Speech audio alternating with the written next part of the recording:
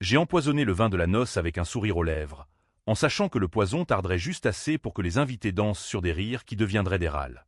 Mon frère, ce saint si parfait, a vu ses yeux s'écarquiller quand il a compris que la mariée, sa précieuse fiancée, était la première à convulser, non pas par accident, mais par ma main, pour toutes les années où elle m'avait volé ma place dans le cœur de notre famille. Et le plus beau? Personne n'a soupçonné la petite sœur gênante, celle qu'on avait reléguée au fond de l'église comme un secret honteux. Ils ont tous pointé du doigt le prêtre, ce pauvre homme que j'ai piégé en versant le flacon dans sa propre coupe lors de la bénédiction. Paris, cette ville de lumières éternelles et d'ombres impénétrables, m'a toujours paru comme un théâtre où les masques tombent un à un, révélant non pas des visages, mais des abysses. J'y suis né, dans le quartier du Marais, au sein d'une famille bourgeoise qui feignait l'élégance pour masquer ses fissures. Mon frère aîné, Étienne, était le joyau de la couronne, beau, ambitieux, avocat prometteur dans un cabinet du boulevard Saint-Germain. Moi, Claire, j'étais l'ombre superflue, la cadette aux idées trop vives, aux amours trop scandaleuses pour le bon ton familial. On me tolérait, comme on tolère une tache sur un tapis persan, avec un sourire crispé et l'espoir qu'elle s'efface. Tout a basculé 3 mois avant le mariage d'Étienne avec Isabelle, cette perle rare sortie des salons de la haute société lyonnaise. Isabelle était tout ce que je n'étais pas, blonde, éthérée, issue d'une lignée de banquiers qui sentait le vieux parquet ciré et l'argent bien placé. Elle avait débarqué dans nos vies comme une brise printanière, emportant Étienne dans son sillage. Et moi? J'étais l'invité indésirable à ma propre fête familiale. Claire, ma chérie, m'avait susurré ma mère un soir d'automne, ses lèvres pincées sous le lustre du salon. Tu sais que ton tempérament pourrait choquer. Isabelle est si délicate. Peut-être que tu devrais t'absenter pour la cérémonie. T'absenter. Le mot m'avait giflé comme un vent froid de la Seine. J'avais 32 ans, une carrière de journaliste freelance qui me valait des nuits blanches à traquer les scandales des élites parisiennes et des amants qui venaient et partaient comme les averses d'octobre. Mais pour eux, j'étais encore l'adolescente rebelle qui avait fui un pensionnat religieux à 16 ans, enceinte d'un garçon de mauvaise vie qu'on avait chassé comme un chien galeux. L'enfant n'avait pas survécu, une fausse couche tardive, un secret enterré sous des mensonges pieux. Et depuis, j'étais embarrassante, un fantôme qu'on planque au grenier. Je n'ai pas protesté, pas ce soir-là. J'ai hoché la tête, avalé le fiel qui montait à ma gorge, et souri comme une idiote. Mais intérieurement, une braise s'était allumée. La braise de la revanche, cette flamme sournoise qui ronge les âmes françaises depuis Balzac, depuis les duels dans les ruelles sombres de Montmartre. J'ai commencé à observer, à écouter, à fouiller. Isabelle n'était pas la sainte que tous adoraient. Derrière ses yeux verts de chat angora, il y avait des griffes. J'ai appris cela lors d'un dîner chez mes parents, une de ces soirées où le foie gras coule comme du miel et les ragots comme du vin aigre. Étienne était rayonnant, parlant de leur lune de miel à la Côte d'Azur, quand Isabelle, d'une voix douce comme une caresse, a glissé. « Et toi, Claire? Toujours à chasser les ombres. Tu devrais te ranger, trouver un mari convenable. Les hommes aiment les femmes. Discrètes. » Son regard m'a transpercé, et j'ai vu, l'espace d'un instant, le mépris pur, celui des femmes qui ont tout et craignent celles qui n'ont rien. Ce n'était que le début. Les semaines suivantes, les invitations se sont raréfiées. Plus de déjeuners dominicaux où je faisais rire la tablée avec mes anecdotes sur les frasques des politiques. Plus de confidences avec ma mère sur les tissus pour la robe de demoiselle d'honneur. Ah, oui, j'étais censé en être une, mais seulement pour la photo de groupe, avait décrété Isabelle, car ton style est si bohème. Bohème. Le mot sonnait comme une insulte dans sa bouche, évoquant les toits de zinc et les amours charnels, pas les salons lambrissés. J'ai décidé de creuser. Mon métier m'avait appris à déterrer les corps des placards. J'ai commencé par les réseaux sociaux d'Isabelle, ces vitrines virtuelles où les bourgeois étalent leur vie impeccable. Rien de flagrant, juste des photos retouchées, des citations de Proust mal comprises. Puis, un soir pluvieux, seul dans mon appartement du 11e arrondissement, avec vue sur les lumières tremblantes de la Bastille, j'ai fouillé plus profond. Un contact à la préfecture, un vieil amant à cœur qui me devait une faveur. Et là, les premiers craquements. Isabelle n'était pas veuve comme elle le prétendait. Son premier mari n'était pas mort dans un accident de voiture, mais en prison pour fraude fiscale massive. Un scandale étouffé par l'argent familial. Mais ce n'était pas tout. Le nom de mon frère apparaissait en filigrane dans les documents. Des virements suspects, des comptes offshore à Monaco. Étienne, mon cher Étienne, impliqué jusqu'au cou. Était-ce possible? Lui, l'avocat intègre, le fils modèle? J'ai refermé mon ordinateur, le cœur battant comme un tambour de la Révolution. La braise crépitait plus fort. Si Isabelle tirait les ficelles, si elle avait piégé mon frère pour couvrir ses propres péchés, Alors le mariage n'était pas une union, mais un piège. Et moi, la gêneuse, j'allais devenir le bourreau. Les préparatifs battaient leur plein. La robe d'Isabelle, un nuage de soie ivoire commandé chez un couturier de la place Vendôme. Le banquet au Ritz, avec orchestre et feux d'artifice sur la scène. Ma mère, hystérique, comptait les couverts en argent. Étienne m'appelait parfois, distant. « Tout va bien, Claire? Tu viendras, hein? Juste. Sois discrète. » Discrète. Le mot me rongeait comme de l'acide. J'ai commencé à planifier, en secret, dans les cafés enfumés de Belleville où personne ne pose de questions. Un ami chimiste, un ancien collègue qui brassait des potions illicites dans un labo clandestin. Quelque chose de lent, inodore, lui ai-je murmuré. Pour un toast. Pour une noce. Il a ri, pensant à une blague. Mais moi, je ne riais pas. Chaque nuit, je revivais l'enfance, Étienne me protégeant des colères de père, me glissant des bonbons sous la table lors des dîners guindés. Et maintenant, il choisissait elle, la vipère, contre moi. La trahison était plus profonde que je ne l'imaginais. J'ai trouvé la preuve décisive une semaine avant la répétition. Une lettre, jaunie, cachée dans le tiroir d'Isabelle lors d'une visite impromptue chez mes parents. Elle l'avait laissée traîner, arrogante dans sa supériorité. Les mots dansaient sous mes yeux. Ma chère Isabelle, si Étienne c'est pour l'enfant, notre enfant, le scandale ruinera tout. Garde-le pour toi, ou nous sombrons ensemble. Signé d'un certain Marc, l'ex-mari. L'enfant, pas le mien, perdu dans les limbes de l'adolescence. Le leur. Isabelle avait trompé Étienne avec son premier mari, même après son incarcération, et un bâtard en était né.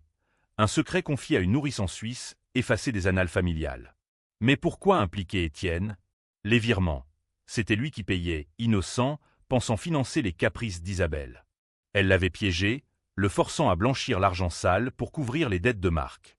Et si le mariage ratait, elle le traînerait dans la boue, le ruinant professionnellement. Mon sang bouillonnait. J'aurais pu confronter Étienne, hurler la vérité dans le salon bourgeois. Mais non. La revanche française n'est pas un cri. C'est un poignard dans le dos, aiguisé par des années de silence. J'ai décidé de ganter le crime sur un innocent. Le prêtre, ce bon père Laurent, qui officierait la messe. Un homme pieux, veuf, qui avait béni mon propre baptême. Ironie du sort, il boirait le premier, lors du toast sacramentel. Le poison, un dérivé de digital, subtil, évoquant un arrêt cardiaque, viendrait de sa propre main, aux yeux de tous. La veille du mariage, Paris s'était paré de guirlandes blanches, comme pour un deuil masqué. J'ai marché le long des quais, le flacon dans mon sac, sentant le poids de la ville sur mes épaules. Était-ce justice ou folie? La ligne est si fine, en France, entre la vertu et le vice. J'ai repensé à ma mère, ses yeux froids. Ne fais pas de vagues, Claire. Eh bien, des vagues, il y en aurait. Un tsunami. Le matin de la noce, l'église Saint-Sulpice bruissait de murmures et de soie froissée. J'étais là, en queue de peloton, vêtu d'une robe grise anonyme, comme une ombre. Isabelle rayonnait, Étienne l'adorait du regard. Le prêtre montait à l'autel, sa coupe à la main pour la bénédiction. Mon cœur cognait. Un geste, un versement discret pendant que les orgues tonnaient. Fait. Irréversible. Les cloches sonnaient, un carillon joyeux qui masquait le tic-tac de ma conscience. L'église était un écrin de velours et d'or, avec ses vitraux qui peignaient le sol de bleu et de sang. Les invités, 200 âmes triées sur le volet, s'entassaient sur les bancs, un parterre de chapeaux emplumés et de cravates soie. Ma mère, perchée au premier rang, agitait un mouchoir brodé, les yeux humides de fierté. Père, raide comme un i, hochait la tête au compliment des collègues d'Étienne. Et moi, relégué à l'arrière, près d'une colonne froide, je sentais le poison couler dans mes veines autant que dans la coupe du prêtre. La cérémonie a commencé par les traditionnels échanges de vœux, ces serments mièvres qui sonnent faux même aux oreilles des anges. Isabelle, voix de velours, promettait fidélité éternelle, ses yeux verts glissant sur Étienne comme une promesse de miel. Lui, ému, bafouillait sur l'avenir, les enfants, la maison en Normandie qu'ils achèteraient un jour. Enfant. Le mot m'a tordu les tripes. Elle en avait déjà un, caché comme un péché mortel, et mon frère paierait pour ce mensonge jusqu'à la ruine. Père Laurent, ce brave homme aux tempes grisonnantes et au sourire perpétuel, élevait sa coupe. Que ce vin, symbole du sang du Christ, scelle votre union dans la joie et la vérité. Joie. Vérité. Les mots ricochaient en moi comme des balles. Il a bu, une gorgée pieuse, et j'ai vu, ou cru voir, un frisson le traverser. Pas encore. Le poison était lent, conçu pour frapper après 1 heure, 2 peut-être, quand les corps se réchaufferaient au vin et à la danse. Les « oui » ont fusé, suivis d'applaudissements polis. Isabelle et Étienne se sont embrassés, un baiser chaste pour la galerie, mais chargé de cette possessivité qu'elle exerçait sur tout. Sur lui, sur la famille, sur moi. En sortant de l'église, escorté par un cousin distant, j'ai croisé le regard d'Isabelle. Un instant, juste un battement de cils, et j'ai lu la suspicion. Avait-elle flairé quelque chose? Cette femme était un serpent. Elle changeait de peau plus vite que quiconque. « Merci d'être venue, Claire », a-t-elle susurré, sa main gantée sur mon bras. « C'est si gentil de ta part. » Discrète, comme promis. Le venin dans sa voix était plus fort que le mien. Le cortège s'est dirigé vers le Ritz, un défilé de Mercedes noires luisant sous le soleil pâle de juin. Paris défilait, indifférente. La tour Eiffel au loin, les touristes agglutinés, les vendeurs de marrons chauds. Dans la voiture, coincé avec des tantes bavardes, j'ai feint l'enthousiasme, riant à leurs anecdotes sur les robes de mariée des années 80. Mais mon esprit bouillonnait. Et si le plan foirait? Et si le prêtre s'effondrait trop tôt, devant l'autel? Non, les calculs étaient précis. Symptôme après le banquet, quand les vins couleraient à flot. Au Ritz, la suite impériale était un palais de cristal et de marbre. Table drapée de lin blanc, centre de rose blanche, symbole d'innocence, ironie suprême. Les invités se pressaient au bar, commandant du champagne millésimé. Étienne m'a trouvé là, un verre à la main, et m'a serré dans ses bras. « Frangine, merci d'être là. Je sais que c'est dur pour toi, depuis. Tout. Depuis l'enfant, voulait-il dire. Le nôtre, le mien perdu. Il n'en parlait jamais, mais ses yeux portaient le deuil. J'ai souri, serré les dents. Je suis heureuse pour toi, Étienne. Vraiment. Mensonge. Si seulement il savait que son bonheur était une toile d'araignée tissée par elle. Isabelle circulait comme une reine, saluant banquier et juge, sa traîne balayant le sol comme un sceptre. Elle avait déjà isolé ma mère dans un coin, murmurant des conseils sur comment gérer Claire. J'ai entendu des bribes, assez pour que la rage monte. Elle est si imprévisible. Imaginez si elle buvait trop et racontait ses histoires. Imprévisible. C'était son euphémisme pour « putain de scandale ambulant ». J'ai attrapé un serveur, commandé un whisky sec illégal en blanc, mais qui s'en soucie dans ces cercles. L'alcool brûlait, chassant le froid qui m'habitait. Le banquet a commencé par les discours. Père, éloquent, a vanté les vertus d'Étienne, cet homme d'honneur qui portera notre nom avec fierté. Honneur. Le mot m'a fait pouffer intérieurement. Puis Isabelle, larmes aux yeux, a remercié ma future belle famille, si accueillante. Accueillante, elle m'avait banni de la liste des demoiselles d'honneur pour éviter les ragots. Mon tour est venu, bref, contraint, à Étienne et Isabelle, que votre vie soit un roman sans fin. Roman, comme ceux de Zola, plein de pourriture sous la surface. Les plats se succédaient, huîtres de Cancale, magret de canard sauce aux figues, fromage affiné qui fondait sur la langue. Le vin coulait, rouge et généreux, un Bordeaux qui évoquait le sang versé dans les tranchées de Verdun. Père Laurent était assis à la table d'honneur, près des mariés, son visage serein. Il a trinqué plusieurs fois, riant aux blagues des oncles. 1 heure passa. 1 heure et demie. Mon pouls s'emballait. Puis, lors du dessert, une pièce montée haute comme un homme, il a pâli. Subtilement d'abord, une main tremblante sur la fourchette, un front perlé de sueur malgré la clim. Personne n'a remarqué, pas tout de suite. Les danseurs se levaient déjà, l'orchestre entamant un valse viennoise retouché à la sauce jazz. Étienne entraînait Isabelle sur la piste, leurs corps enlacés dans une valse parfaite. J'ai observé depuis le bord, un verre vide à la main, sentant le nœud se resserrer. Et soudain, un hoquet étouffé. Père Laurent se levait, titubant vers les toilettes. Un malaise, murmura un invité. Mais moi, je savais. La panique a rampé lentement, comme la brume sur la Seine au matin. D'abord, des murmures, il a trop bu. Puis, un cri depuis les coulisses. On l'a trouvé effondré, le cœur arrêté net, le visage figé dans une grimace de surprise éternelle. Le Ritz s'est figé. Isabelle a hurlé, théâtrale, s'effondrant dans les bras d'Étienne. Ma mère, hystérique, appelait les secours. Père, blême, ordonnait le silence. Et moi? J'étais là, immobile, un sourire fantôme aux lèvres. La première victime de ma vengeance. Mais ce n'était que l'appétit fétiche, le plat de résistance viendrait plus tard. Les ambulances ont hurlé dans la nuit parisienne, sirènes bleues déchirant le ciel étoilé.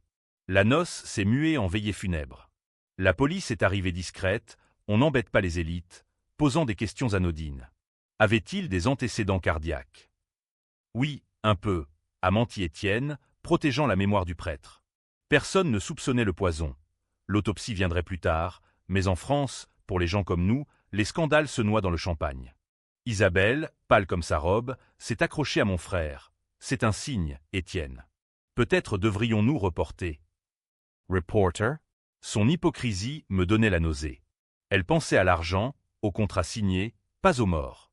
Et moi, dans l'ombre, j'ai glissé le vrai poison. Une lettre anonyme, postée plus tôt, atterrissant dans la boîte d'Étienne ce soir-là. Dedans, les preuves, virement, la lettre de Marc, l'enfant caché. Ton épouse te ment. Sauve-toi avant qu'il ne soit trop tard. La nuit a avalé le Ritz, les invités repartant en taxi, chuchotant sur le malheur qui frappait les mariés. J'ai raccompagné ma mère, silencieuse, son deuil factice pesant comme un suaire. Pauvre homme, soupirait-elle. Pauvre homme, en effet. Le pion que j'avais sacrifié pour la reine. Les jours suivants ont été un brouillard de condoléances et de messes basses. Paris, sous un ciel de plomb, pleurait avec nous, ou feignait, comme toujours. L'autopsie a confirmé l'arrêt cardiaque, naturel, sans trace suspecte. Le prêtre avait bu, mangé, prié. Qui douterait? Mais moi, je sentais les fissures s'élargir. Étienne, hagard, annulait la lune de miel, enfermé dans son bureau à relire des dossiers. Isabelle le couvait, visite après visite, ses yeux vers scrutant chaque ombre. Et la lettre? Il l'avait reçue, je le savais par un coup de fil larmoyant de ma mère. Claire, ton frère est effondré. Quelqu'un lui a envoyé des horreurs sur Isabelle. Un chantage, peut-être. Chantage. Le mot était doux à mon oreille. J'ai feint l'indignation. C'est monstrueux. Qui ferait ça? Mais intérieurement, j'exultais. La graine était plantée. Étienne, cet homme d'honneur, ne pouvait ignorer les faits, les relevés bancaires falsifiés, l'enfant illégitime réclamant sa part. Marc, l'ex, avait été libéré récemment. Un détail que j'avais omis dans la lettre, pour laisser l'imagination faire le reste. Isabelle l'avait revu, sans doute, pour renégocier les dettes. Et mon frère payait l'addition. J'ai décidé d'enfoncer le clou. Une rencontre accidentelle avec Étienne, dans un café du Marais, loin des oreilles familiales. Il était méconnaissable, barbe de 3 jours, yeux cernés comme ceux d'un condamné. Claire, a-t-il murmuré en m'embrassant les joues, j'ai besoin de toi. C'est compliqué. Compliqué. J'ai commandé 2 cafés serrés, écouté son délire, les accusations anonymes, les doutes sur Isabelle, le poids du scandale. Et le prêtre? C'était comme un présage. Peut-être que Dieu me dit d'arrêter. Dieu. J'ai réprimé un rire. Si Dieu existait, il applaudissait mon théâtre. J'ai posé ma main sur la sienne. Sœur aimante, raconte-moi tout. Je t'aiderai. Et il a déballé. Les premiers virements, innocents au début, un prêt pour son frère malade, puis l'escalade, des sommes folles pour sauver la face. Isabelle jurait l'innocence, pleurait, suppliait. Mais les preuves. Et l'enfant? Un mensonge, Claire. Elle dit que c'est une calomnie de Marc. Mensonge. Le mot flottait entre nous comme une bulle de savon. J'ai hoché la tête, compatissante, mais j'ai glissé. Vérifie ses mets. Les vieux, ceux d'avant votre rencontre. J'ai un ami qui peut à cœur, discrètement. Il a hésité, puis acquiescé. Le piège se refermait. Ce soir-là, dans mon appartement, j'ai fabriqué les faux. Des échanges entre Isabelle et Marc, torrides et crapuleux, évoquant l'enfant comme un levier financier. Envoyé anonymement à Étienne, via un proxy anonyme. La trahison s'approfondissait, non plus la sienne, mais la mienne, profonde, calculée. Isabelle a riposté vite. Une semaine plus tard, elle m'a convoqué chez mes parents, sous prétexte de réconciliation post-drame. La maison du 7e, avec ses tapisseries Louis XV et son odeur de cire d'abeille, m'a étouffé. Elle était là, impeccable en tailleur Chanel, ma mère à ses côtés comme une acolyte. Claire, ma chère, a commencé Isabelle, voix mielleuse, nous devons parler de cette campagne contre moi. Campagne. Elle savait, ou devinait. Ses yeux me transperçaient. Ton frère est fragile. Ces lettres le détruisent. Si c'est toi. Moi? J'ai ri, un rire clair de gorgée fraîche. Moi? Pourquoi? J'aime Étienne. C'est toi qui caches des squelettes. Ma mère a blêmi. Claire. Comment oses-tu? Mais Isabelle a souri, ce sourire de sphinx qui change de face. Peut-être que c'est toi, la fragile. Rappelle-toi ton passé. Cette grossesse, ce scandale. On pourrait le ressortir. Tu sais. Les journaux adorent les filles perdues qui sabotent les mariages. La menace. Nue, crue, comme un coup de canif dans la soie. Mon passé, l'adolescence volée, l'enfant mort dans mon ventre, le pensionnat qui m'avait brisé. Elle le savait, et l'armait contre moi. J'ai senti la braise devenir incendie. Fais attention, Isabelle, ai-je murmuré en partant. Les secrets ont des dents. Dehors, sous la pluie fine, j'ai pleuré. Pas de peur, mais de rage pure. Elle me prenait pour une proie. Erreur fatale. Le twist est venu d'où je ne l'attendais pas, Étienne. Il m'a appelé à minuit, voix brisée. Claire, c'est vrai. L'aimait. Elle m'a trompé, piégé. L'enfant existe, et Marc veut tout. Il sanglotait, mon grand frère invincible réduit à un enfant. J'ai géré les fonds pour elle, pensant l'aider. Mais c'était du blanchiment. Si ça sort, je perds tout, barreau, réputation, nous. Nous. La famille. Et là, le coup de grâce. J'ai pris la faute sur moi. J'ai falsifié des documents pour couvrir ces traces. Dis à personne, Claire. Promets. Gánh tội thay. Il l'avait fait, pour elle, pour l'illusion d'un amour pur. Mon plan vacillait. Vengeance contre Isabelle, oui, mais blesser Étienne? La nuit, je n'ai pas dormi. Paris hurlait dehors, klaxons et rires de bar, indifférente à mes tourments. Le lendemain, j'ai rencontré mon chimiste à nouveau. Plus fort, cette fois. Pour elle seule. Un nouveau flacon, pour le vin de la mariée. Mais comment l'administrer? Le banquet était annulé, la noce reportée. Isabelle avait gagné du temps, louvoyant comme une anguille. J'ai décidé de frapper au cœur, la famille. Une réunion d'urgence, chez nous, pour sauver le mariage. Isabelle y viendrait, suppliante. Et là, lors du thé, je verserais. Mais elle a anticipé, changeant de tactique, larmes, confession partielle. Étienne, j'ai fauté, mais pour nous protéger. Marc me harcèle. L'enfant. Adoptons-le, faisons-en le nôtre. Le serpent muet encore, de victime en martyr. Étienne, ébranlé, l'a cru. On recommencera, sans prêtre cette fois. Civil. Civil. Sans Dieu pour juger. J'ai vu rouge. La revanche ne pouvait attendre. J'ai saboté la nouvelle date. Un appel anonyme à Marc, lui révélant les plans d'Étienne pour le payer. Il a débarqué, furieux, au milieu de la nuit, ivre et menaçant. La police l'a emmené, mais pas sans que le voisinage entende. Cette salope m'a volé mon fils. Scandale. Journaux. Isabelle, acculée, a craqué, c'est clair. Elle m'a piégé depuis le début. Accusation. Ma mère, outrée, m'a giflé, espèce de vipère. Tu ruines tout. Ruine. Ironie. Mais Étienne? Il doutait, pour la première fois. Claire, dis-moi la vérité. La vérité. Je l'ai regardé, et pour la première fois, j'ai hésité. La braise faiblissait elle? Non. La nuit suivante, seul, j'ai rédigé la confession. Pas la mienne, mais la sienne. Faux papier, signé de sa main, un talent appris dans mes reportages. Envoyé aux autorités, Étienne, coupable de blanchiment. Il porterait le chapeau, pour de bon. Et Isabelle? Elle le quitterait, ruinée, seule avec son bâtard. Parfait. Mais le matin, un appel. Claire, Père Laurent n'est pas mort d'un arrêt. Poison. La police rouvre l'enquête. Mon cœur s'est arrêté. Le pion avait mené au roi. L'enquête a éclaté comme une bombe dans le salon bourgeois.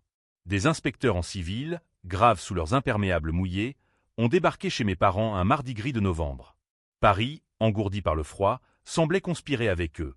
La scène gonflée, les feuilles mortes collant aux semelles comme des regrets. Madame Duval, a dit l'un, un homme au regard de limier, votre prêtre a été empoisonné à la digitale. Quelqu'un a trafiqué sa coupe. Ma mère, théière à la main, s'est effondrée sur le canapé de velours. Impossible. C'était un accident.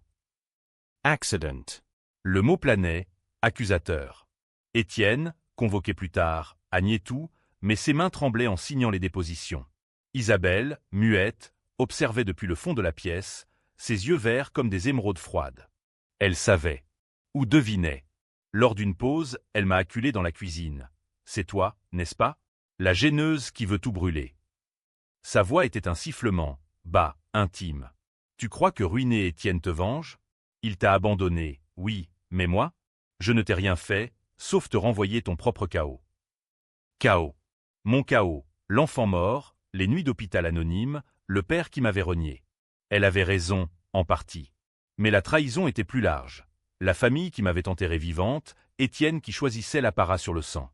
Tu l'as piégé, ai-je craché. Pour ton ex, ton gosse. Tu mérites pire que le poison. Elle a ri, un rire de gorge, et sorti son téléphone. J'ai des preuves, Claire. Tes recherches sur moi. Ton ami chimiste. Un appel, et tu joins le prêtre au paradis. Échec et mat. Ou presque. J'ai quitté la maison, marchant sans but dans les rues du 7e, passant devant les vitrines closes des antiquaires. La vengeance française est un art lent, comme la cuisson d'un coq au vin, mijoté jusqu'à ce que la chair se détache. J'ai décidé de l'emporter sur elle au propre jeu, les mensonges, les faux-semblants. Contact avec Marc, via un numéro jetable. Aidez-moi à la détruire. Étienne paie encore. Je peux vous aider à le traîner avec elle. Il a mordu, ce requin libéré, promettant des dossiers vrais, cette fois sur les fraudes communes. Les semaines ont filé en un tourbillon de sous-entendus. L'enquête piétinait, pas d'empreinte sur la coupe, le poison courant dans les pharmacies. Mais les flics creusaient, interrogeant serveurs, invités. Un cousin a lâché, j'ai vu Claire près de l'hôtel, seule. Seule. Accusée par procuration. Ma mère, brisée, m'a supplié, confesse-toi, Claire. Pour l'âme de ton frère. Âme. Comme si elle en avait une, elle qui avait fermé les yeux sur mes pleurs d'ado. Étienne, lui, sombrait. Le barreau le suspendait, enquête en cours. Les virements falsifiés, mais faux, avaient fuité, via un lanceur d'alerte anonyme, moi encore.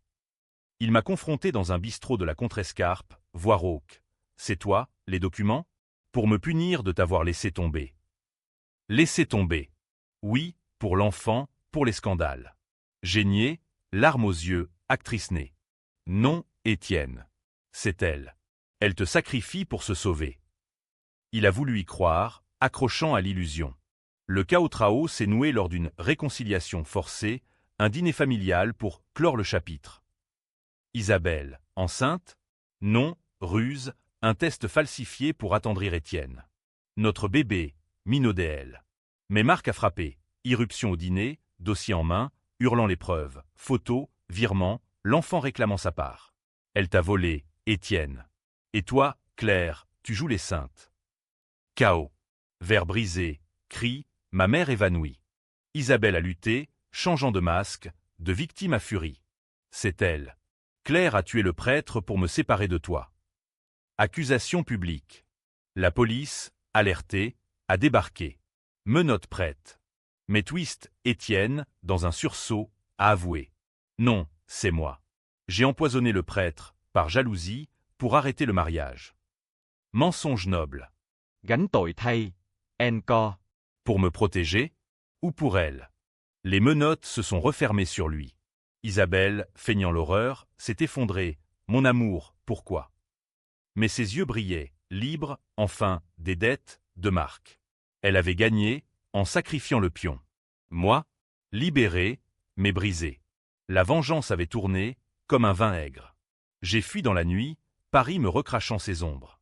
La cellule d'Étienne était un cube de béton froid, quelque part dans les sous-sols de la préfecture, où les rêves parisiens vont crever. J'y suis allé chaque semaine, ces visites conjugales d'une sœur à son bourreau autoproclamé. Il maigrissait, son costume sur mesure flottant comme un suaire, mais ses yeux brillaient d'une étrange paix. C'était pour toi, Claire, murmurait-il à travers la vitre. Pour que tu ne portes pas ça seule. Isabelle. Elle m'a tout pris, mais toi, tu es ma famille. Famille. Le mot sonnait creux, après les années de silence. Isabelle avait disparu, bien sûr. Direction la Suisse, avec l'enfant, le sien, pas le nôtre fantasmé. Marc l'avait suivi, non pour l'amour, mais pour l'argent restant. Les journaux, friands de drames bourgeois, titraient « Le scandale du mariage empoisonné. Un avocat confesse le meurtre ». Pas un mot sur le blanchiment. Étienne avait tout pris sur lui, Gann titaille jusqu'au bout. Le barreau l'avait radié, la famille l'avait renié, ma mère, prostrée, ne répondait plus au téléphone. Père errait dans la maison vide, buvant du cognac pur comme de l'eau. Et moi? La vengeance accomplie me laissait un vide, un gouffre plus noir que la Seine par tempête. J'ai continué mes reportages, traquant d'autres ombres, mais chaque nuit, le fantôme du prêtre revenait. Son regard surpris, la coupe inclinée. Était-ce justice? Les Français adorent débattre, héros ou monstres. Sur les forums, on me traitait de femme fatale moderne ou de sœur incestueuse, les ragots pullulaient, anonymes et cruels. J'avais gagné la liberté, mais perdu l'âme. Le twist final est survenu 6 mois plus tard, lors d'un appel de la prison. Claire, lis les journaux. Isabelle, arrêtée à Genève pour fraude internationale. Marc l'avait trahi, à son tour, livrant les preuves complètes, y compris une confession. Claire Duval savait tout. Elle m'a menacé, m'a forcé à piéger Étienne. Menacé? Non, mais elle voulait me noyer avec elle. L'enquête rouvrait, cette fois sur moi. Fuite ou face? J'ai choisi face, dans un café de la place de la Concorde, face à l'inspecteur au regard de limier. Je l'ai fait, ai-je dit, voix calme. Le poison, les faux, tout. Pour venger la trahison. Il a noté, impassible. Pourquoi Étienne a-t-il avoué? J'ai souri, amer. Parce qu'il m'aime. Plus qu'elle. Procès en vue. Les médias en liesse, la sœur vengeresse ou la meurtrière calculatrice. Le verdict? Pas encore rendu, mais les débats font rage. Certains pleurent ma passion fraternelle, d'autres hurlent au matricide moral. Bi kịch. O.U. có hậu. Pour moi, c'est la même. La braise s'est éteinte, laissant des cendres. Paris continue, indifférente, ses lumières dansant sur l'eau trouble. Et moi, dans ma cellule à venir, je repense à ces 3 mots. J'ai fait cela. Fin.